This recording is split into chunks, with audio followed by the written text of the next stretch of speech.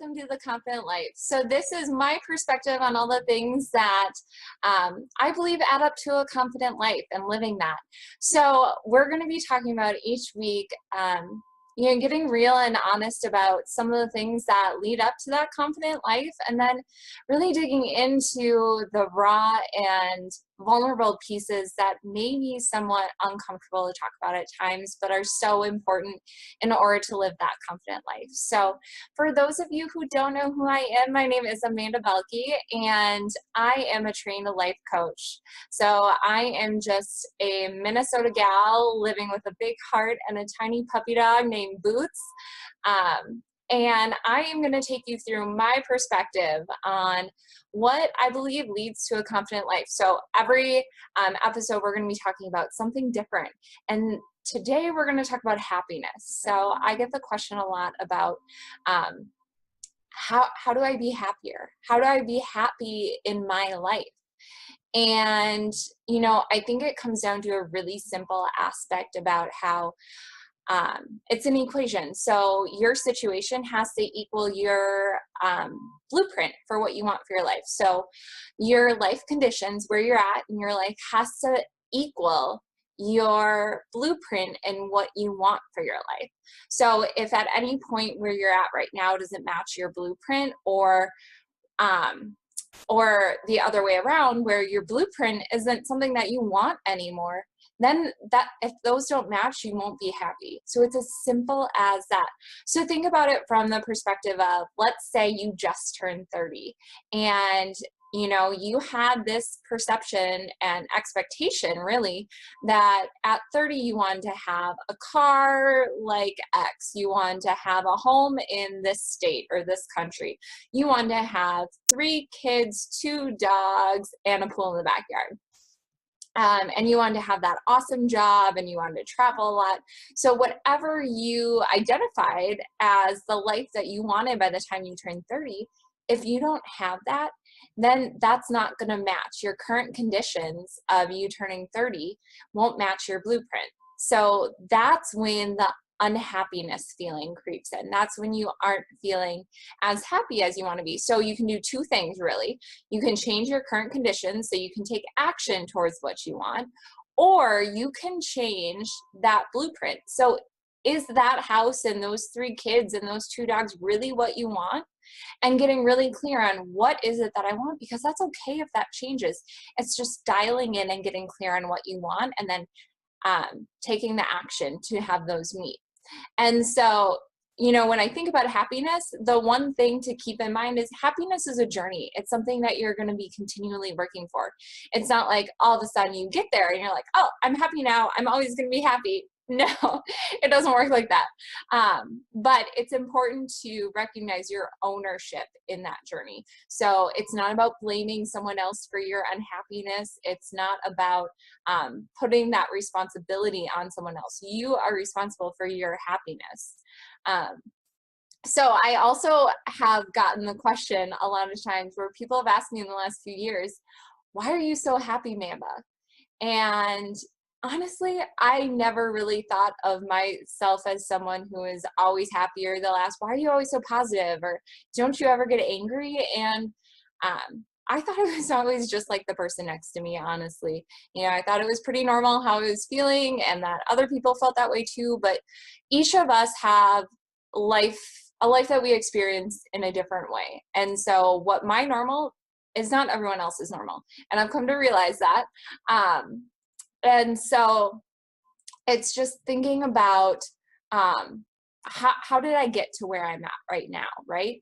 And so I think about a couple steps that led to this. So first of all, it's that definition of happiness. So what is happiness to you? What does happy mean? Happy can be such a loaded term. So really identifying what it is for you, because what it is for you may not be the same as what it is for someone else. So being really clear on that, because so many times we get caught up in that comparison game where we're comparing our chapter 32 to someone else's chapter 45. And we aren't going to have that same ending in each of those books. So we don't want chapter 35 or 32 to be the same as chapter 45, right? So it's being clear on what your definition is for it. Um, the next thing is really around when you think about self-awareness. So for me, self-awareness has really led to where I'm at right now and how I can be happy in this moment, because I have never been so clear on what I value, what I'm about, what my purpose is, where I'm going, and what I want, um, as I am right now. But that only came through self-awareness work, getting really clear on who I am. And because I have put in the work and I continue to on self-awareness, that has led me to be able to identify who those people are in my life that make me happy, what things make me happy, and being able to create intentional space and time for those things. So because I know what makes me happy and who makes me happy, I can create time and space for that and be really intentional about that. So that's a big thing, is the self-awareness. The second step for me in creating my own happiness is all around gratitude. So this is the thing that single-handedly has shifted everything in my life. So once I started practicing gratitude on a regular basis, so multiple times throughout the day for me is what it looks like. And gratitude is something really unique, because when you practice gratitude, you scientifically cannot experience fear at the same time. You can't be full of fear and gratitude at the exact same time. You can't feel them both fully. And so whenever I feel fear creep in, or that uncertainty, I snap into what am I grateful for? And that helps me shift everything. Um, and then the next thing with gratitude is really around a question that I started asking myself this year. So it's all around, what's good about this? Because there's always something good about every situation. So that is the other thing that I ask myself, is what's good about this? And the third step is all around permission. So it's giving yourself permission to feel all the feelings, whether they're negative, positive, whatever they are, when they show up. So if you know me a lot, you know I feel all the things. I feel so many different emotions on such a deep level, because yeah, empathy is such a huge part of who I am as a person. And so when people share things with me, I really try to get into what it is they're experiencing and feel that with them. But then I also feel every circumstance, situation, and experience in my life on such a deep level, where I give myself permission to feel all those feelings, whether they're negative feelings and emotions or positive, however they show up for a reason. And so I dig into why it's showing up, and I give myself permission to sit in that, because you are not going to be happy every day. Trust me, you're not going to be happy all the time. And I think it's good that we experience so many different things, because that way when you are happy, you really appreciate it and you notice it and you treasure those moments. But then being aware that you can create your own happiness at any time. You're responsible for that. And so then it's giving yourself permission to feel whatever, negative emotion might be coming up, and then giving yourself permission to move on and to be happy. It's okay to be happy if something really bad just happened, but you want to laugh about something and something else really great happened. It's okay to feel that. It's okay to shift those emotions just like that. That's okay. And so that's a big thing, is just giving yourself space to feel and feel everything that comes up for you. And so that is kind of my process and the steps that I use to feel happiness on a regular basis. I also like to use 5-star moments, I call them. Think about, if you buy something online and you give a 5-star review on Amazon, or you go to this amazing restaurant and you give it a 5-star review because they had the best tortellini you've ever had.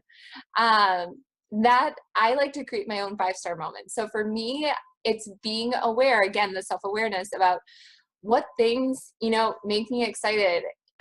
I love Christmas. I know everything to do with Christmas is pretty much a 5-star moment for me. I also really love when you make a homemade pizza and you get the perfect ratio of cheese to red sauce on there. That is one of my favorites. So being aware of those 5-star moments and what makes me light up and makes me enjoy life more. I also love when my favorite song comes on the radio when I'm driving and it's a windows down, sun shining type of just dance it out and belt it out in the car. That's another thing that I really love. So, what are your 5-star moments? Think about them and notice when they come up. Create those moments because you have the power to create these moments in your life. You have the power to create happiness. It's just making your current conditions match what your blueprint is. So, you have to get clear on what you want and you have to know what makes you happy. And then you have to do something about it to have those meet. And that's as simple as it gets. So remember, happiness is a journey. It's not a destination. You get there and then you're always happy. That's not what it's about. But it's being willing to sit in the uncomfortable times and the negative emotions and then giving yourself permission to move on from those is a huge piece. So with that, that is what I'm talking about for the first episode of The Confident Life. So more of these are going to be coming your way. But until next time, go out in that big, beautiful world and show someone some more love today. Okay.